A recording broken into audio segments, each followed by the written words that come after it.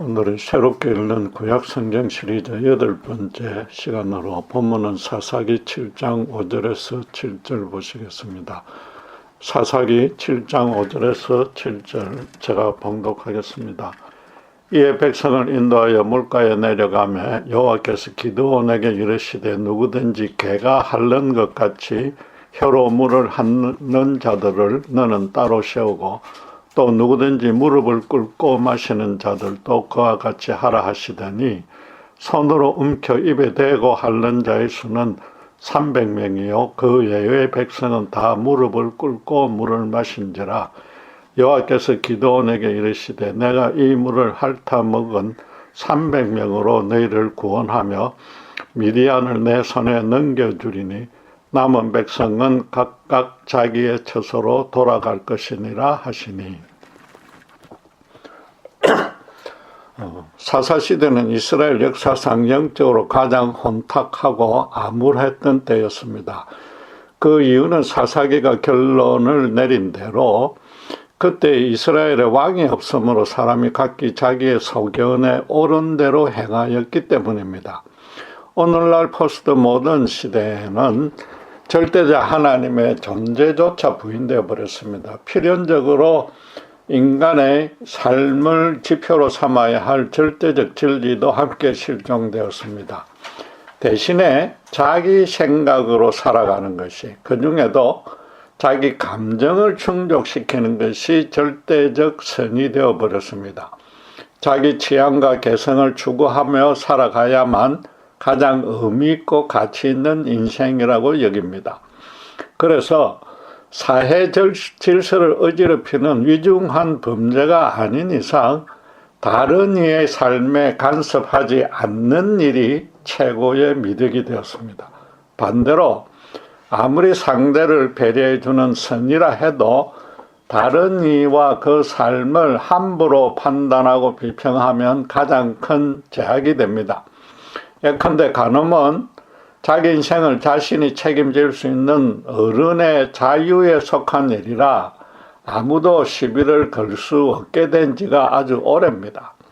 최근 미국에서는 성적 정체성을 스스로 선택할 자유까지 보장되었고 가장 진보적인 주인 캘리포니아 같은 경우에는 미성년자가 부모에게 알리지 않고 독단적으로 성전환 시술을 받을 수 있는 지경까지 됐습니다. 한마디로 자기가 좋아서 행한 일이라면 무슨 짓을 해도 죄악이 아니며 도리어 진리요 선입니다. 이런 판국이니까 절대자 하나님과 그분의 절대적 진리를 믿고 따르라고 가르치는 기독교는 이제 공공의 적이 되어 갑니다. 말하자면 남의 프라이버시인 성적 자유를 감히 하나님께 저주받는다고 정죄하는 꼴은 도무지 못 참아주겠다는 겁니다. 거기다가 죄송하지만 교회와 목회자, 교인들이 수시로 세상과 다름없는 잘못을 저지르니까 종교 중에 가장 싫은 종교로 꼽혔습니다. 지난달에는 저도 가끔 설교를 들었던 텍사스 한 대형 교회에 저명한 미국 목사님마저 성적 추문으로 사임하는 일이 벌어졌습니다. 이제 그런 일이 다반사라 예수 믿는 일이 자랑은커녕 부끄러워졌고 교회 다닌다는 사실마저 숨겨야 할 정도가 됐습니다. 그러나 신자들이 잘못해도 성경에 게시된 절대적 진리는 전혀 손상되지 않습니다. 사랑과 인자가 많으신 하나님은 한 걸음 더 나아가서 모두가 자기 소견대로만 살아갔던 사사시대에도 당신의 백성을 구원해 줄 자를 때에 따라 예비해 놓았습니다. 그 중에 기드온은 하나님의 큰 용사로 칭찬받으며 가장 큰 믿음의 승리를 이룬 사사입니다. 사사시대 이상으로 영적으로 암울한 이 시대에 신자가 배워서 따라야 할 믿음의 본이 될 것입니다. 성경은 사사기 6장 1절에 이스라엘 자손이 또 여호와의 목전에 악을 행하였으므로 여호와께서 7년 동안 그들을 미디안의 손에 넘겨주시니라고 이 기드온의 이야기를 시작합니다. 미드온이 7년이나 이스라엘을 수탈하고 학대하다가 그 6장 5절에 보면 급기야 나라를 완전히 멸하려고 쳐들어옵니다. 기드온은 무려 13만 5천 명의 대군에 겨우 300명으로 맞서서 그것도 칼과 창이 아니라 나팔과 빈 항아리와 횃불만으로 완전히 격퇴했습니다. 단순 수치로만 따지면 이스라엘 군인 한 명이 미디안 군인 450명을 상대한 것이라 세계 전쟁사에 유례없는 대승이었습니다. 그런데 하나님이 300명을 선발한 과정이 흥미로운데 신자라면 익히 알고 있겠지만 간단하게 다시 살펴보겠습니다. 미디안과 싸우려고 자원한 자의 숫자는 7장 2절 3절을 보면 처음에는 3만 2천 명이었습니다. 그런데 하나님은 너무 많다고 하면서 두려워 떠는 자는 다 자발적으로 집으로 돌아가라고 했습니다. 그러자 2만 2천 명이 돌아가고 10,000명만 남았습니다. 그마저 많음으로 손으로 물을 움켜서 핥아먹는 300명만 남도록 했습니다. 개가 물을 핥는 것처럼 마시거나 무릎을 꿇고 마시는 9,700명은 추가로 돌려보냈습니다. 쉽게 말해서 물에 고개를 쳐박고서 마신 자들입니다. 유다의 역사가 요세푸스는 이 사건을 두고 태평스럽고 담대함으로 믿음이 더 좋은 자로 봐야 한다고 말했습니다.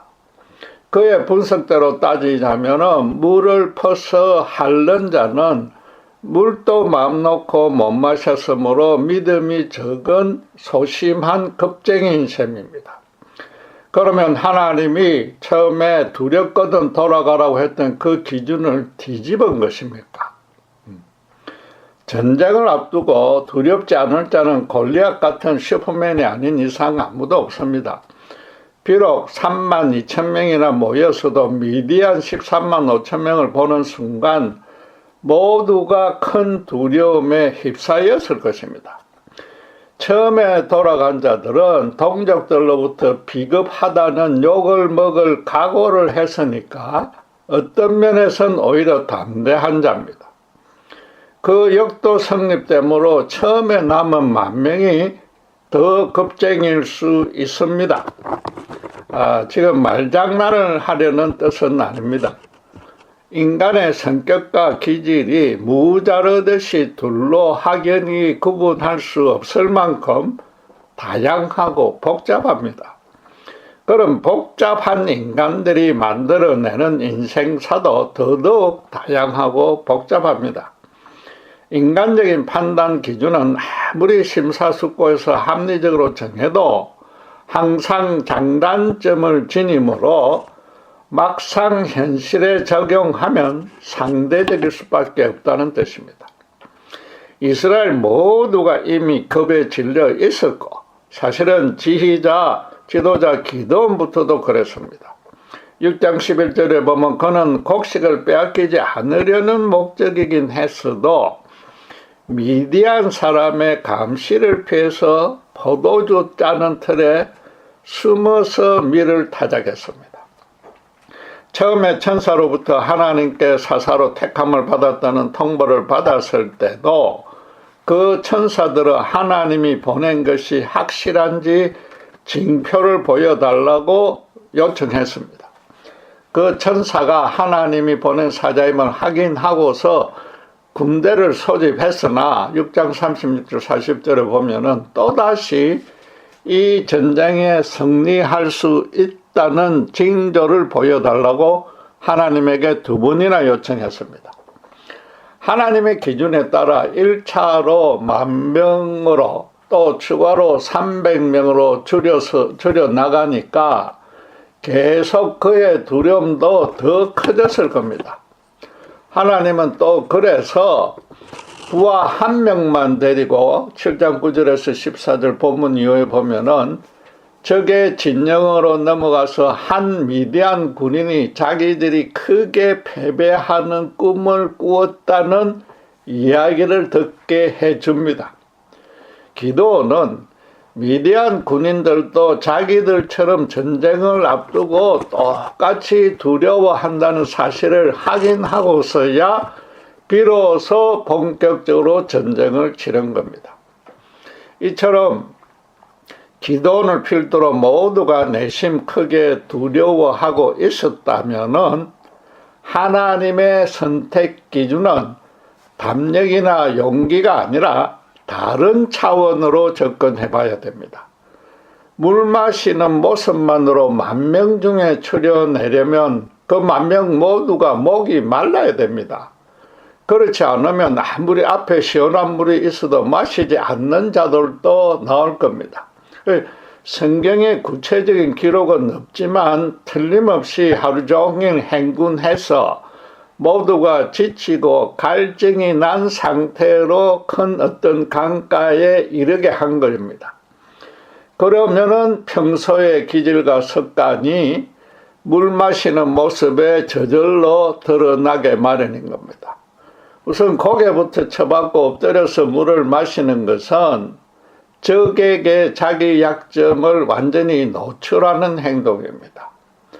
자기들보다 몇 배나 많은 군대와 대적하려면 기습 작전을 펼쳐야 하는 것은 그냥 전쟁의 ABC입니다.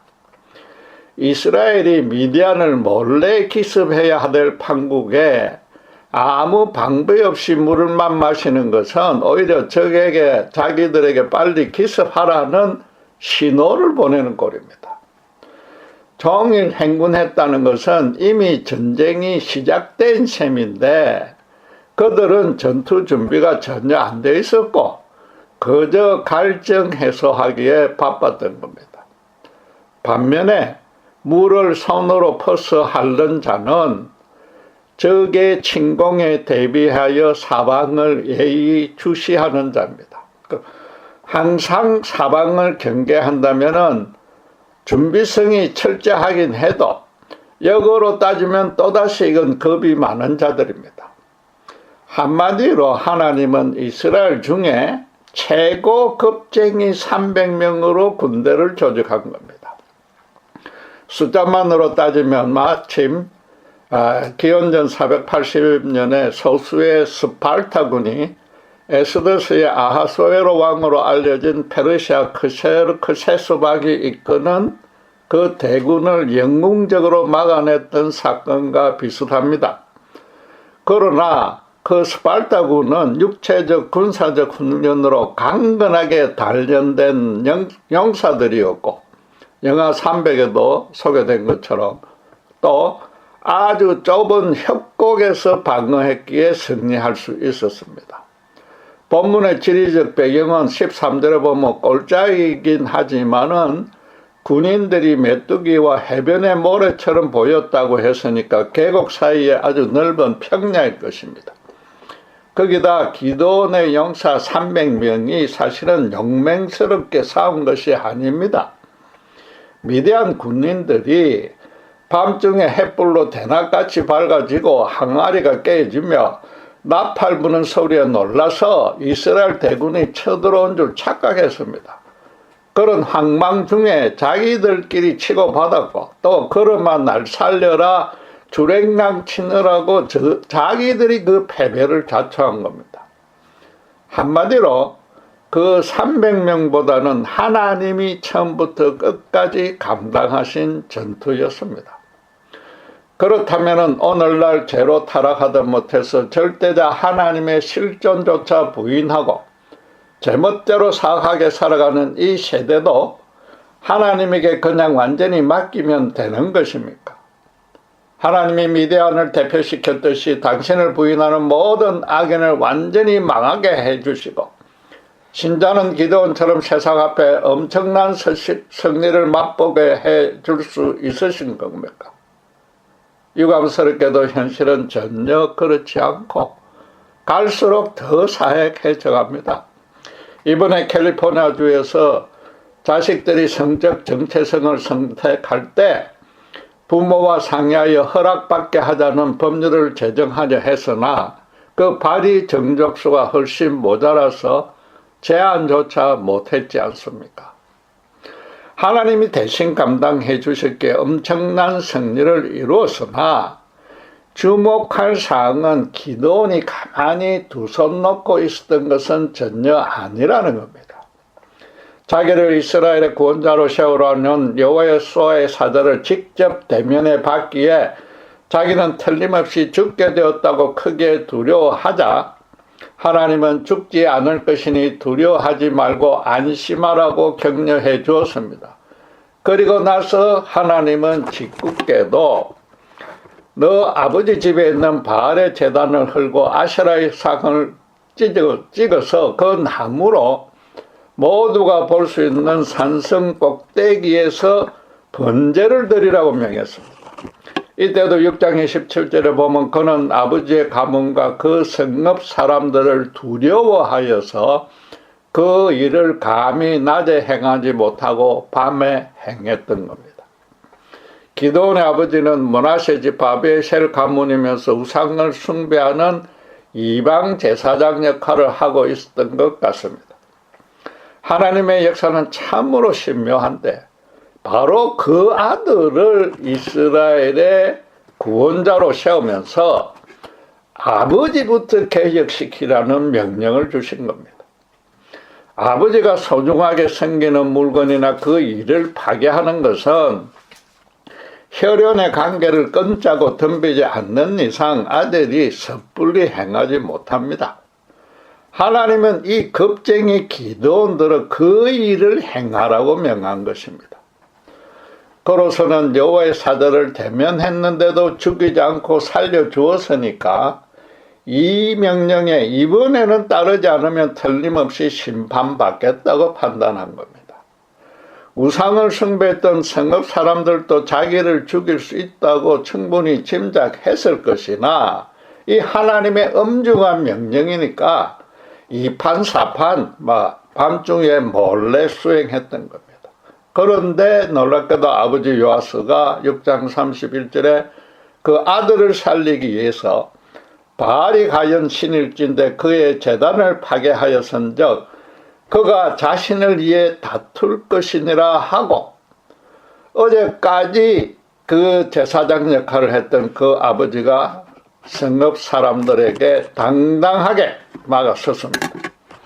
바알이 정말로 신이라면 직접 기드온에게 벌을 내릴 것이므로 우리 사람이 우리까지 나설 필요가 없다는 뜻이었습니다. 아마도 그동안 기드온의 아버지도 자의반 타의반 우상을 섬기면서 신앙 양심에 많은 끄리낌이 있었던 것 같습니다. 마침 여호와의 사사로 부름을 받은 아들이 가감히 우상을 파괴하는 모습을 보고 그도 회개한 겁니다. 하나님이 기드온의 순종을 통해서 또 그에게 사사로서의 영적 권위를 세워주기 위해서 하나님이 그 아비를 변화시킨 것입니다. 기드온 본인도 하나님의 사자와 대면해도 죽지 않았고 바알의 제단과 아세라 신상을 파괴해도 아무런 해방이 일어나지 않았으며 양털만 물에 젖고 또 안 젖는 그런 하나님만이 행할 수 있는 승리의 표적을 2번이나 받았습니다.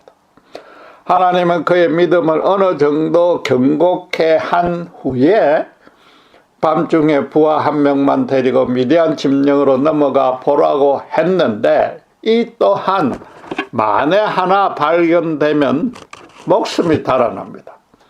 그가 또 크게 두려워했을 것이므로 하나님은 7장 9절에 내가 그것을 내 손에 넘겨주었느니라고 다시 격려해 준 겁니다. 넘겨준다는 것은 소유권이 완전히 바뀐다는 의미로 이 전쟁에서 완전한 승리를 할 것이라는 것을 의미합니다. 거기다가 과거 시제로 약속했는데 승리는 하나님 안에서 이미 확보되어 있으므로 너는 내 말만 따르면 된다는 뜻이었습니다. 무엇보다 기드온은 부하 300명의 생사가 자기 손에 달렸기에 승리가 완전히 결정될 때까지는 두려움이 사라질 수 없습니다. 지금 300명만으로 싸우라는 것은 사실상 모두 전사하라는 뜻과 같습니다.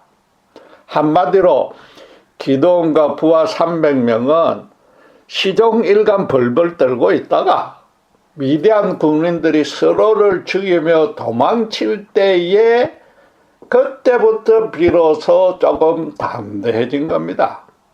바꿔 말해서 처음에 돌아간 22,000명도 단순히 소심하고 겁이 많은 자들이 아니었다는 뜻입니다. 그들은 4배나 되는 미디안 대군과 붙어봤자 어차피 패배할 것이 뻔하다고 영악하게 판단한 겁니다. 지난 7년 동안 그들에게 괴롭힘을 당해보니까 그들이 얼마나 강력한지 알았기에 틀림없이 이 전쟁에 패배하고 나서는 더 극심한 괴롭힘을 당하리라고 예상한 겁니다. 이번 전쟁에 참여하지 않으면 어차피 승리할 미디안이 나중에 자기들을 좀 더 덜 괴롭히리라고 기대 내지 계산한 겁니다. 그들은 어차피 당할 피해를 최대한 줄여보려는 그런 현실적인 방안을 선택한 겁니다. 만기로 택한 10,000명도 승리를 자신하지는 않았을 것입니다. 미디안이 이스라엘을 통째로 삼키려고 단단히 준비하고서 덤비므로 어차피 당할 바에야 한번 싸워보기라도 하자는 그런 결의를 품은 겁니다. 그 중에 9,700명은 그런 결심을 하고도 목이 마르자 아무 생각 없이 평소 습관대로 행동한 것입니다. 결국 마지막까지 남은 300명은 벌벌 떨면서 전쟁에 참여한 셈입니다. 최고의 겁쟁이긴 하나 평소에 미디안에서 해방된 새 세상을 꿈꾸고 있었고 나아가서 그 일은 오직 하나님만이 주실 수 있다고 믿은 겁니다. 그분이 역사하는 때와 방식은 몰라도 그분께만 의존하기로 마음먹고 그래서 하나님이 세운 기드온에게 순종하겠다고 한 겁니다. 현실적으로는 전력이 너무 기울어서 가망이 없어 보이는 전쟁이니까 아니 더더욱 그러니까 처음부터 하나님만 믿을 수밖에 없다고 각오한 겁니다. 하나님에게 승리는 이스라엘 군대 숫자와 상관없이 이건 식은 죽 먹기입니다. 그러니까 담대하고 용맹한 자보다 오히려 전적으로 당신의 역사에 참여하길 간절히 소망하면서 실제로 행동으로 옮길 수 있는 자들만 택한 겁니다. 하나님이 명시적으로 내세운 선택의 기준은 7장 2절에 이스라엘이 나를 거슬러 스스로 자랑하기를 내 손이 나를 구원하였다 할까 함이라는 것 하나뿐이었습니다. 그동안 미디안에게 괴롭힘을 당한 까닭이 하나님을 온전히 의지하지 못했기 때문이란 겁니다. 그래서 최고의 겁쟁이만 고르고 골라서 엄청난 승리를 주면 당신이 어떤 분인지 온전히 깨닫게 되고 또 그러면 당신만 온전히 의지하게 하려는 뜻이었던 겁니다. 성경은 기드온의 아버지가 섬기는 바알의 제단을 파괴했기에 여룻바알이라고 바알과 쟁론하여 이긴 자라는 별칭으로 부릅니다. 바알 신을 이겼으면 그 신을 믿는 미디안 백성이야 두말할 필요 없이 승리할 수 있다는 뜻입니다. 하나님은 32,000명 중에 300명만 남겼는데 지금부터 당신 혼자서 미디안 대군을 시체말로 완전히 갖고 노는 신나는 할극 한 판을 보여주시겠다는 뜻입니다. 그래서 6장 16절에 지도자로 세운 기드온에게 메뚜기 떼 같은 그 미디안 대군을 한 사람 치듯 하리라고 약속해 주신 겁니다. 무엇보다도 6장 12절에 보시면 기드온이 승리했기 때문에 큰 용사로 부르지 않았고 그를 사사로 세운다는 통보를 할 때부터 그렇게 불렀습니다. 이 전쟁은 여룻바알이라 하는 용맹한 기드온의 지위로 이긴 것이 아니라 천하의 겁쟁이 기드온을 여룻바알로 바꾸신 하나님이 이긴 것입니다. 하나님이 직접 전투에 참여했으므로 승리는 이미 정해졌기에 이스라엘로 이기게 해주는 것이 1차 목적이 아니라는 말입니다. 그들로 지난 우상숭배 죄악을 진정으로 회개하려는 목적으로 기드온과 백성들을 당신의 큰 용사로 바꿔나가는 그런 훈련 프로그램을 하나님이 진행한 겁니다. 오늘날도 구원의 능력이 하나님께만 있고 전쟁은 그분께 속했다는 진리를 모르는 신자는 없습니다. 그러나 우리 모두도 연약하고 겁이 많아서 현실 고난 앞에 그런 믿음은 사라지고 그저 쩔쩔매기 일쑤입니다. 승리는 하나님의 것이라 믿고 간절히 기도해 보지만은 제대로 응답이 안 되니까 수시로 하나님의 권능마저 의심하고 하나님이 당신 백성의 고통을 외면한다고 원망하기도 합니다. 그러나 반드시 기억할 사항은 하나님은 기도만 한다고 승리를 주지 않는다는 겁니다. 당신의 일에 믿음으로 한 걸음이라도 내디뎌야만, 벌벌 떨면서라도 그렇게 해야만 하나님이 승리를 주시는 겁니다. 아주 담대하게 자기 목숨까지 바쳐가며 헌신 충성하라고도 요구하지 않습니다. 기드온의 300용사처럼 여전히 크게 두렵고 떨리지만 오직 하나님만이 이 일을 해결해 주실 유일한 분이므로 그분이 하라는 대로 어쨌든 순종하겠다는 자를 하나님은 찾고 계시는 겁니다. 하나님이 엄청난 능력으로 초자연적인 기적의 방식으로 개입하는 것은 매우 비상한 경우 말고는 사실 거의 없습니다. 이 전쟁도 사실은 그런 비상한 경우에 속하지 않았습니다. 소수의 사람이 횃불이나 항아리나 나팔을 사용해서 밤중에 대군을 기습하는 그런 전략은 삼국지의 제갈공명이 자주 사용했던 아주 고전적인 수법이지 않습니까? 하나님이 직접 행하신 일은 따지고 보면 똑같이 전쟁을 두려워하는 미디안 병사의 꿈에 기드온이 나타나게 해서 그 두려움을 배가시킨 것 하나뿐입니다. 정작 하나님의 권능과 은혜가 더 크게 실현된 차원은 따로 있습니다. 기드온이 바알의 제단과 아세라의 신상을 부셨다고 성읍 백성들이 기드온을 죽이려는 상황에서도 하나님은 엄청난 승리를 주셨다는 겁니다. 그들 모두에게 엄격한 심판을 내려야 마땅한데 오히려 그들을 용서하며 구해줬습니다. 하나님은 기드온을 죽이려 한 성읍 사람들 모두도 너무나 연약한 인간에 불과하다는 점을 잘 아셨기 때문입니다. 이스라엘 역사는 미디안의 학대를 보다 보니까 얼마나 사악하고 잔인한 민족인 줄 익히 알았던 겁니다. 그래서 6장 1절에서 5절을 보면 산에 웅덩이와 굴을 파고 산성을 만들어서 곡식과 자신들을 숨겨야만 했었고, 그 기드온도 포도주 털에 숨었고, 또 이제 미디안이 이스라엘을 멸하려고 쳐들어오기 직전입니다.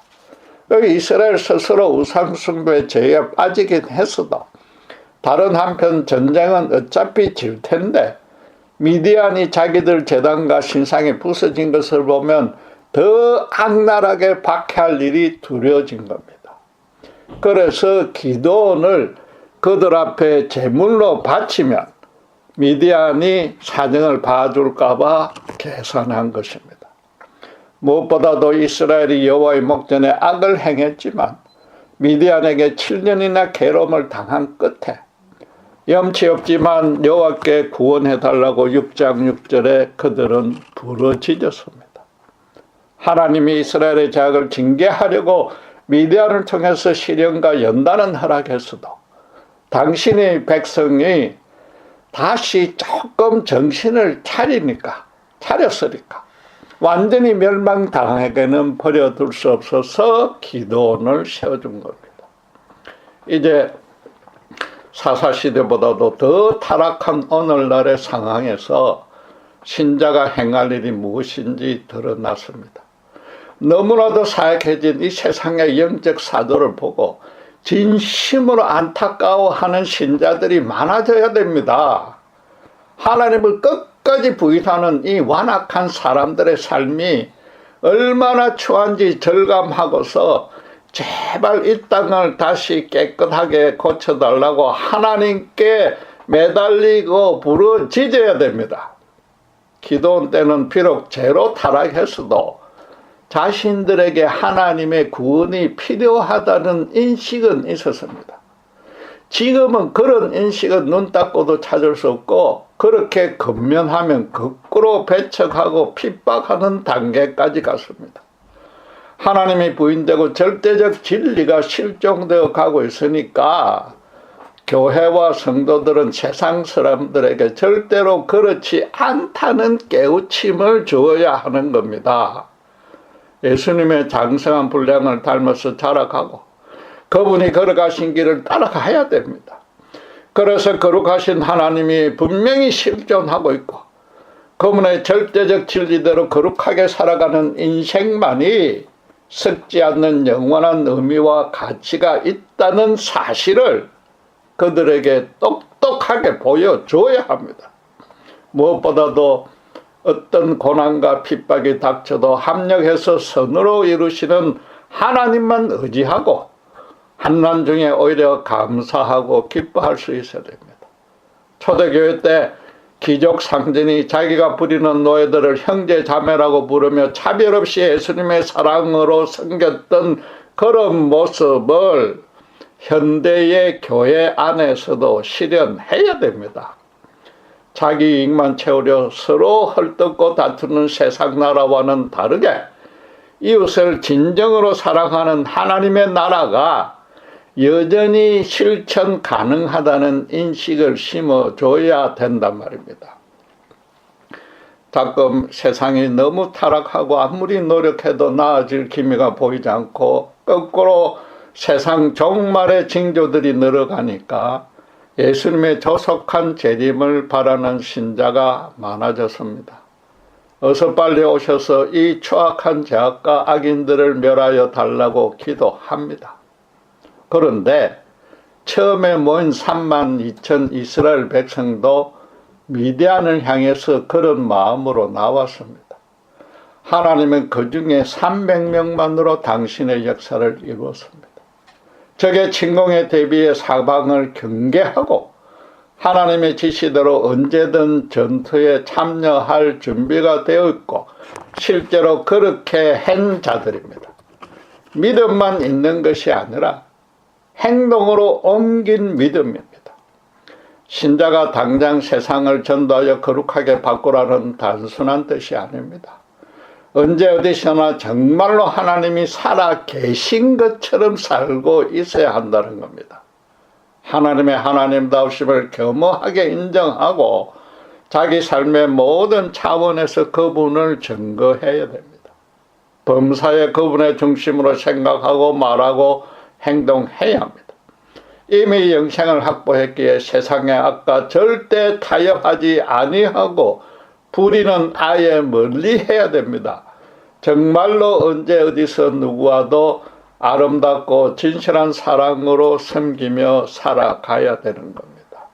바울은 에베소서 6장 12절에 우리의 실험은 혈과 육에 대한 것이 아니요 정사와 권세와 이 어둠의 세상 주관자들과 하늘에 있는 악의 영들에 대함이라고 선언했습니다.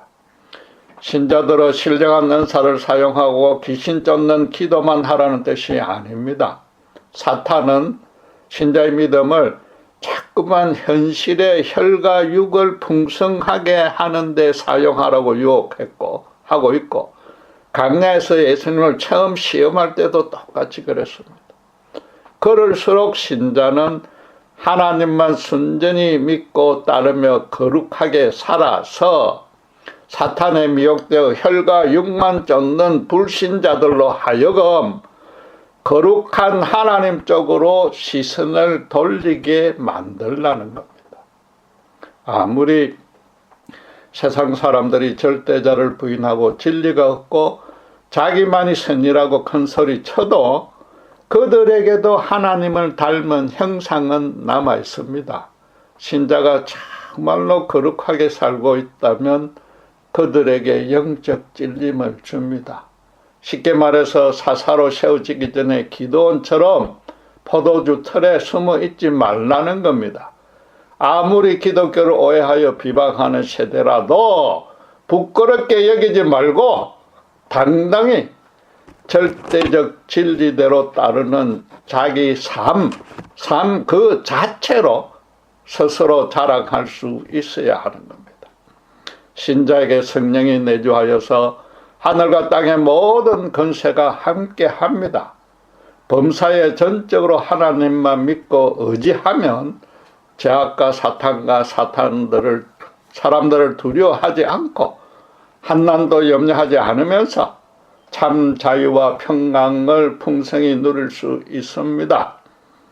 타락한 세상을 보고 가슴이 찢어질 정도로 진심으로 안타까이 여기면서 함께 눈물을 흘리며 기도하는 신자는 그럴 수 있단 말입니다.